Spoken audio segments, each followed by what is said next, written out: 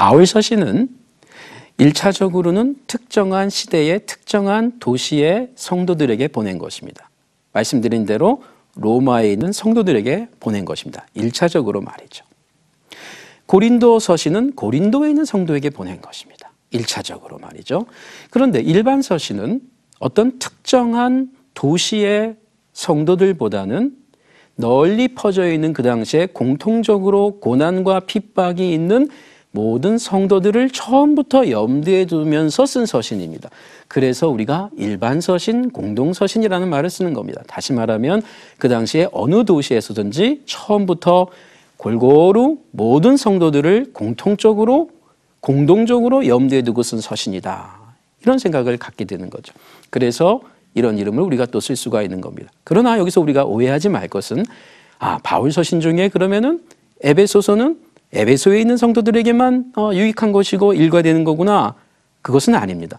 1차적으로 그곳에 있는 성도들을 주목하고 관찰하고 교제하는 가운데에 목양적인 메시지를 보내고 있지만 그러나 그 서신은 이미 1세기, 2세기 안에 모든 교회가 회람하면서 읽었던 것을 우리는 많은 증언들을 통해서 알게 됩니다. 따라서 우리는 바울 서신이든 또는 일반 서신이든 복음서든 모든 신약 성경의 문서들을 구약 성경과 함께 오늘 우리 시대에 모든 민족의 모든 사람들이 읽어야 되고 마땅히 우리의 기준으로 삼아야 할 하나님의 말씀으로서 우리는 받아들이는 그러한 읽기요 또 그와 같은 입장에서 성경을 보게 되는 것입니다. 자, 이제 우리는 세 번째 신약 성경을 해석할 때 고려해야 할 세 가지를 한번 생각해 보겠습니다. 이 신약 성경을 해석할 때 우리는 이 성경이 구약 성경과 함께 그냥 단순히 우리에게 갑자기 뚝 떨어진 책이 아니라는 것을 기억할 필요가 있는 것입니다. 그런 점에서 신약 성경 안에 우리는 최소한 세 가지의 고려해야 할 영역이 있습니다. 그것은 먼저 역사입니다. 역사적 배경이라고 우리가 말을 할 수가 있겠죠. 이것은 사복음서와 사도행전만이 아니라 이 구약 성경이나 또 신약 성경의 서신서를 읽을 때에도 우리가 함께 생각해야 될 것입니다. 다시 말하면 우리와 역사적인 간격이 매우 넓다는 겁니다. 길다는 겁니다. 여러분 예를 들어서 이렇게 우리가 한번 생각해 볼 필요가 있습니다. 같은 나라, 같은 민족, 우리의 선조였지만 우리가 이순신 장군의 난중일기를 읽을 때에 사실 같은 우리의 민족이고 우리나라의 역사고 이 한반도에서 기록된 책이지만 우리가 이해하기가 어려울 때가 자주 있습니다. 그 이유 중에 하나는 무엇보다 그 이순신 장군이 살았던 그 시대의 역사, 문화, 언어, 관습, 가치체계 이런 것들에 상당한 차이가 있기 때문입니다.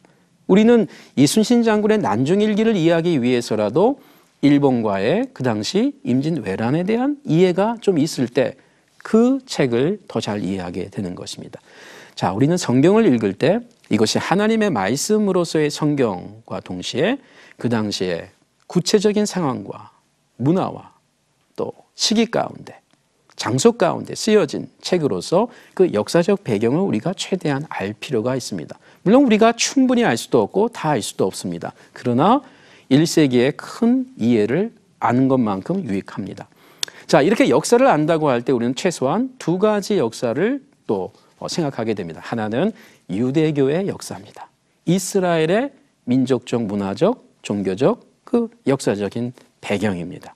그래서 우리는 크게 유대교 역사 이렇게 얘기할 수가 있을 것입니다. 또 하나의 역사로 이해할 필요가 있는 것은 1세기 당시가 로마가 정치의 패권을 갖고 있었던 국가이죠. 그 점에서 우리는 로마 그리고 로마가 계속 인정하고 또 활용하는 그 헬라 문화 가치체계, 그래서 우리는 보통 헬라 로마 세계라고 1세기를 말하곤 합니다. 그러니까 우리는 1세기에 유대교와 함께 헬라인들, 헬라 문화, 로마인들, 로마 문화의 그 가치체계, 문화에 대한 이해를 최대한 알면 알수록 성경이 쓰여진 그 시기에 대한 이해 때문에 우리는 복음서나 또 사도행전 바울 서신을 이해하는 데 유익하다는 것입니다. 자, 그 점에서 우리는 역사에 대한 배경을 우리가 이해를 해야 할 것입니다. 또 하나는 성경이 기록되면서부터 이것은 문서화되면서 하나의 문학적인 작품이 되는 것입니다. 여기서 오해하지 말 것은 성경이 그냥 문학인가? 그 말은 아닙니다. 그러나 이것이 문학적으로 글쓰기가 되었다는 것이죠. 시가 있고요, 편지 형식이 있고요, 이야기 형식이 있고요. 누군가가 펜을 잡고 작품을, 글을 쓸 때에는 그것이 어떤 내용이든지 간에 하나의 글쓰기 안에서 문학적 세계가 들어간다는 것입니다. 먼저 복음서는 이야기 형식이고, 그리고 편지 형식인 이 서신서들이 있는 것과 같은 것입니다. 또는 우리는 그 당시에 헬라 언어, 헬라 문법, 또 그 책 안에서의 구조, 이런 게 다 문학적인 그러한 특징에 들어가는 것인데 우리가 이걸 좀 알 필요가 있는 것입니다. 그리고 우리는 이 역사와 문학을 알아야 되는 이유는 바로 이 안에 저자들의 그 철학, 특별히 이 철학은 인생관이죠.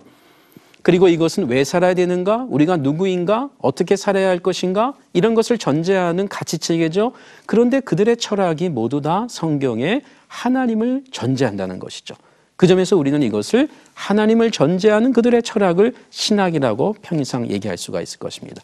모든 책에는 복음서든 서신서든 구약 성경이든 신약 성경이든 그 당시 저자와 그 저자들의 공동체에 신앙 고백했던 그들의 그 인생관이 묻어 있는데 우리는 그것을 신학이라고 합니다. 우리는 성경을 읽을 때 바로 그들의 그 신학을 이해하는 것입니다. 왜요? 그것이 단순히 그들의 신학만이 아니라 하나님의 신학이기 때문입니다. 이런 점에서 우리는 성경의 저자를 인간의 저자와 함께 하나님 저자를 함께 생각해야 할 것입니다. 자, 이제 우리는 신약 성경 해석의 이 삼중적 관계를 한번 생각해 볼 필요가 있습니다. 우리가 이 삼중적이라고 할 때는 역시 이 역사, 문학, 신학이 함께 엮여지면서 이 중첩되는 면이 있는 것처럼 우리는 성경을 읽을 때에 저자의 의도와 그리고 성경 본문의 의미와 그리고 이 성경을 읽는 독자 개인이나 공동체의 그 반응이 함께 엮여지면서 성경을 해석하게 된다는 것입니다. 우리가 성경을 해석할 때는 저자의 의도를 찾아야 하는 것입니다. 내가 읽고 싶은 대로 읽는 것이 아니죠. 그래서 우리는 역사와 그 당시의 언어와 그 글쓰기의 배경을, 구조를 알려고 하는 것입니다. 그리고 그것은 동시에 저자의 의도는 본문의 의미와 함께 간다는 것이죠. 그래서 본문의 의미를 찾기 위해서 우리는 문법도 공부할 필요가 있는 것입니다. 그러나 이런 것들이 이 독자, 해석자의 그 관점에 따라서 다소 차이가 있을 수도 있습니다. 자, 이런 것들이 우리는 이 성경을 해석할 때 삼중적 관계 이렇게 되는 것입니다.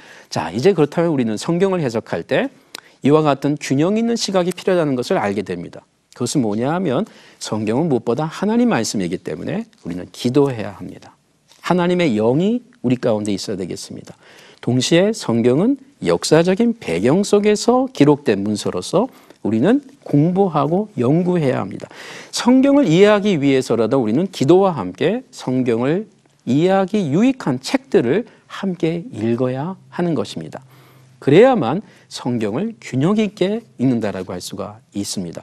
이것은 우리가 한쪽으로만 치우치는 경향을 배제하고 그래서 성경을 연구하는 차원만이 아니라 또 기도만 하면서 성경을 읽는 것이 아니라 기도와 연구를 함께 병행하는 성경 읽기가 바른 신약 성경 또 모든 신구약 성경을 읽는 우리의 자세라고 얘기할 수 있을 것입니다.